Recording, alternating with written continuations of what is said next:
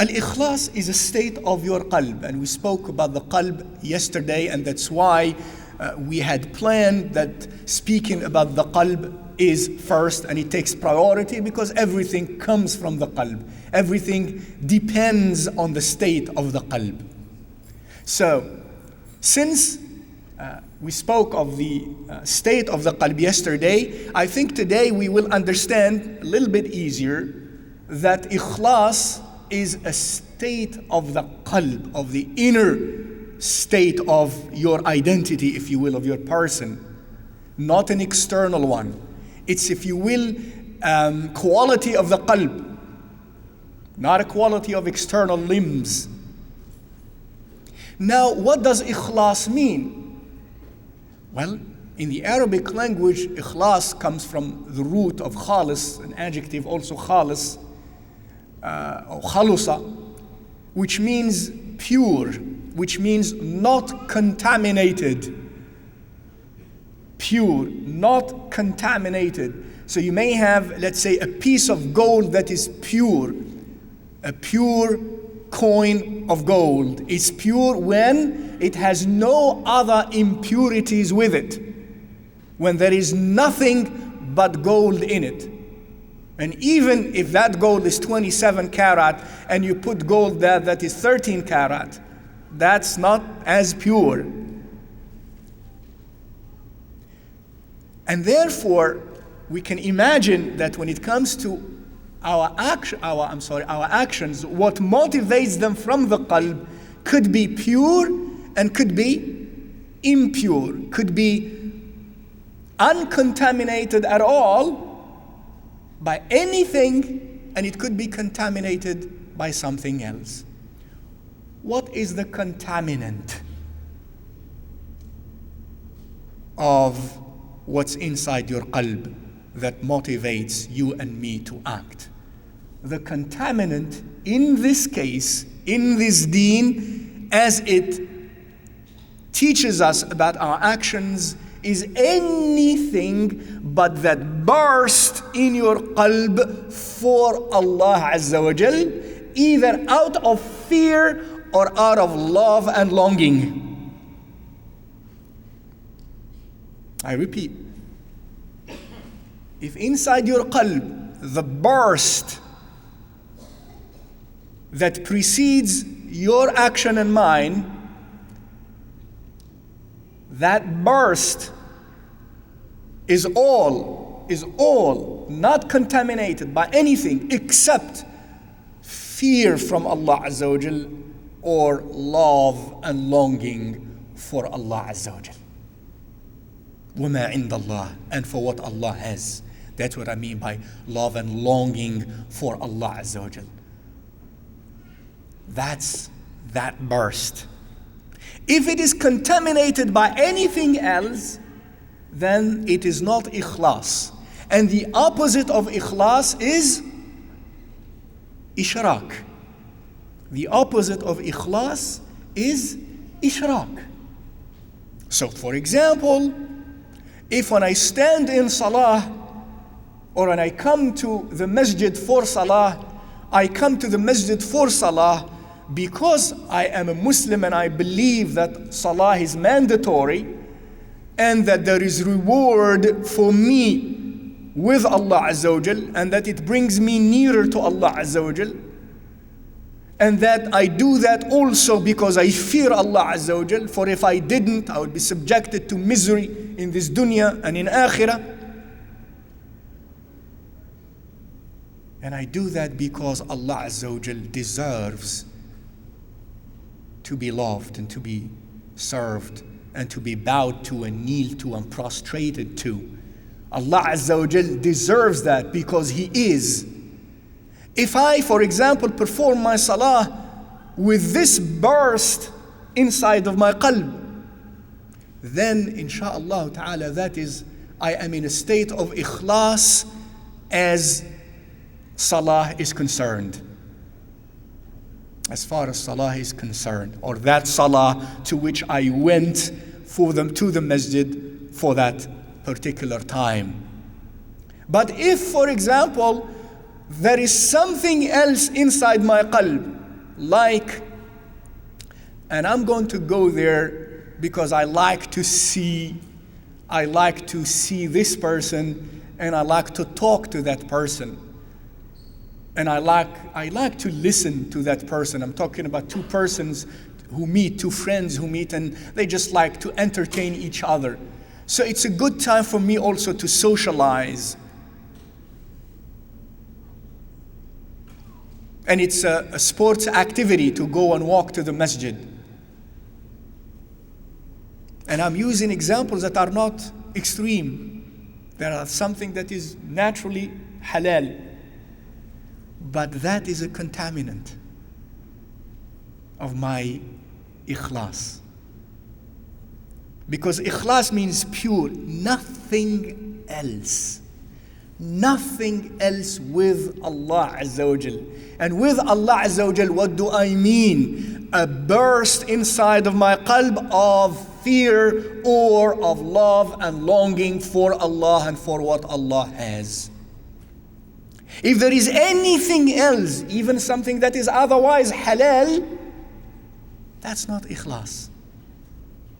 I fast, for example, Mondays and Thursdays, and I fast during the month of Ramadan because I am a Muslim, and because fasting the month of Ramadan is mandatory, and because fasting Mondays and Thursdays is highly recommended, and it is good. And I do that because I love Allah Azza wa Jal, because I long for Allah Azza wa Jal, because I long for the rewards from Allah Azza wa Jal, because I want to be near to Allah Azza wa Jal, because I want to be accepted and loved by Allah Azza wa Jal. So I fast. I fast so that Allah Azza wa Jal cleanses my qalb, gives me strength of nafs in order to serve Him more and to love Him more subhanahu wa ta'ala. If that's all, then that's ikhlas in my action. And the act of sawm is a full act. But if in addition to that, well, I fast also so that I can lose weight. I fast also so that I can lose weight. That's no more ikhlas. That's ishraq. And the degree of severity of this ishraq or this lack of ikhlas depends on the degree of contamination in that ikhlas of mine or in that action of mine. If, for example, that which motivates me originally is not Allah Azza wa Jal, the source of my action in this case of ibadah is not Allah Azza wa Jal, then that's wal-iyadh billah, that's the fullest extent of shirk. And that's shirkun jali. That's an obvious, explicit shirk. Unambiguous, clear. But if what motivates me originally is Allah Azza wa Jal, but somewhere, somehow, in the middle or at the end, and so on, there is another force or another motivation that is added to that, even if that motivation is halal, but is not consistent with ikhlas itself, with the purity of that burst from the qalb, then that is not full ikhlas. That is not full ikhlas. What can motivate the individual sometimes are many things. Certain things could be my attachment to dunya. I like and I enjoy leadership and authority. Why do I, for example, perform da'wah? Why do I teach in masajid? Why do I teach in schools this deen and about Allah Azza wa Jal? Why do I want to be the president or the imam or kadar of this or that institution or the Khalifa of this country. Why? There is either Ikhlas or lack of Ikhlas. If what motivates me to join a halqa, to learn and to teach, is not that burst, and that burst only of fear and of love from Allah, for Allah Azza wa Jal, then I am not in a state of Ikhlas. Some of us are motivated, for example, in the field of da'wah, because it exposes me to people. I begin to build a reputation, and people get to know me, and I get to lead, and I want to lead rather than be led.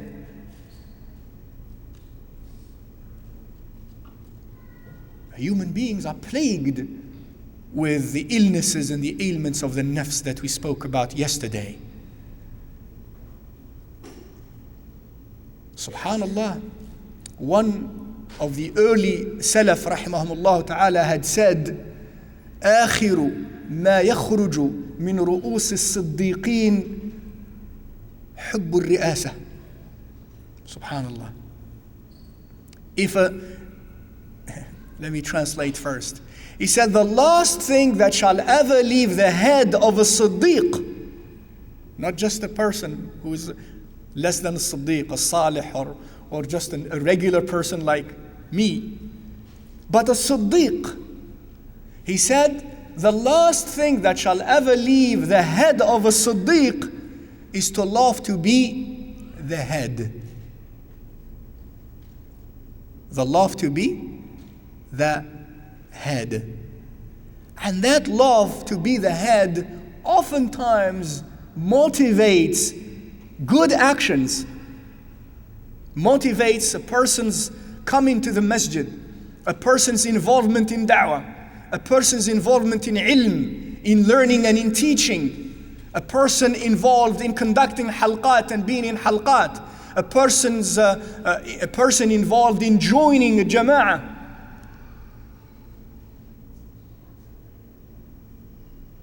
That could be what originally motivates the person. And that's the worst type of lack of ikhlas, if I want to put it mildly. But if the original, again, burst was Allah Azza wa Jal, and then it is contaminated by something else of these types and others that I mentioned, then that is an ishraq, if you will, partial ishraq. And it is partial ikhlas. Now, will partial ikhlas be accepted by Allah Azza wa Jal or not? The ulama have two views, rahimahumullah ta'ala, on this matter. Some ulama have said that as long as there is any ishraq in any action, none of that action is accepted by Allah Azza wa Jal. None of that action is accepted by Allah Azza wa Jal. وَمَا أُمِرُوا إِلَّا لِيَعْبُدُوا اللَّهَ مُخْلِصِينَ لَهُ الدِّينَ, says Allah Azza wa Jal. أَلَا لِلَّهِ الدِّينُ الْخَالِص, says Allah Azza wa Jal.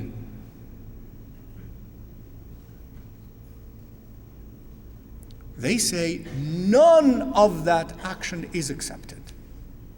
The other opinion says, if the degree of ikhlas and the degree of ishraq, of contamination, are equal, they said, then the person's action is neither rewarded nor punished. But if the degree of ishraq overrides the degree or the level of ikhlas, then that person is punished. Wal-'iyadhu billah. The action results in no action, and the result with Allah Azza wa Jal is punishment in akhirah, and maybe even in dunya, in this life. And there are so many ways Allah punishes human beings in this dunya. And then, of course, the third possibility is when ikhlas and the contaminating ishraq are such that ikhlas level dominates or overrides the ishraq level. And when we speak of ishraq in the sense that I mentioned through those examples, then they say, like Imam al-Ghazali and others, rahimahumullah ta'ala, that the reward, the action, inshallah, will be rewarded, but to a lesser extent than the reward of the action that is fully for Allah subhanahu wa ta'ala.